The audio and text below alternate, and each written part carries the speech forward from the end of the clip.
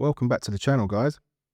So, the Green Party's recent surge in local elections have been celebrated on the left as a climate-friendly breakthrough. But what many people who tick the green box actually voted for isn't what they think, and they're about to find that out. At first glance, the Greens' message seems simple: more trees, cleaner air, protecting England's green and pleasant land. But scratch beneath that polished veneer and the reality is very different. Voters may believe they were backing environmental stewardship, yet what they're actually propelled into political influence is a party whose priorities have drifted into the weeds of culture wars. Instead of focusing on the things that matter to ordinary Brits, secure communities, affordable energy, responsible stewardship of countryside and coast, the Greens are fixated on contentious social issues. They spend more time debating gender politics than defending the very countryside they claim to champion. When Britain's Supreme Court recently ruled on a basic biological question, what constitutes a woman, most sensible politicians returned to common sense.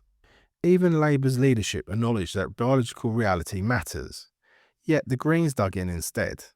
Their co-leader, Carla Denyer, doubled down on the idea that trans women are women and that non-binary identities must be prioritised in party policy. That's not just esoteric squabble. It's symbolic of a party that has lost its way.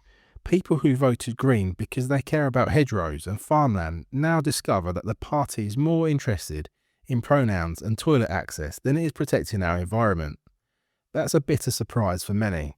Even more jarring are some of the Greens' stances on issues where most voters expect common sense boundaries. Some Green candidates have openly advocated for the total decriminalisation of the sex trade, a position that will alarm anyone who believes in public order and women's safety. Former Green leader Caroline Lucas once supported the Nordic model on prostitution, a position that sought to protect vulnerable women while penalising exploiters. But that has been quietly abandoned as trans activism and identity politics took centre stage. It gets worse. In 2019, the Greens redefined party roles in terms that seemed deliberately opaque, talking about self-identifying non-male and self-identifying non-female positions. Some activists genuinely seem to ask whether they should advertise for non-male non-heterosexuals. This isn't environmentalism, it's cultural grandstanding. And while all this ideological wrangling goes on, the original mission, protecting natural habitats, planting trees, tackling pollution, is left as an afterthought. As one senior Green insisted, the planet is burning. Yet critics say more attention seems to be paid to pronouns than to practical environmental action. There have been bizarre local moments that highlight how divorced from mainstream priorities the Greens have become.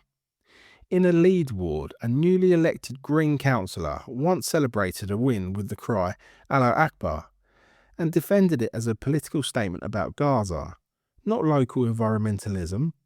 This isn't a fringe view. Many surveys now show overwhelming public agreement that biological sex matters in law and policy, yet the Greens continue to champion the positions of a tiny minority. What this all adds up to is a party that has forgotten what it used to stand for. Instead of restarting a clear mission of environmental protection, it has wandered off into the thickets of cultural politics, identity theory, and policies that would unsettle even many on the left. So ask yourself, did you vote for cleaner rivers and greener fields, or did you accidentally boost a coalition of activists obsessed with social experiments that are deeply unpopular with everyday people? For millions of voters across England, the next 4 years are going to be a long lesson in regret.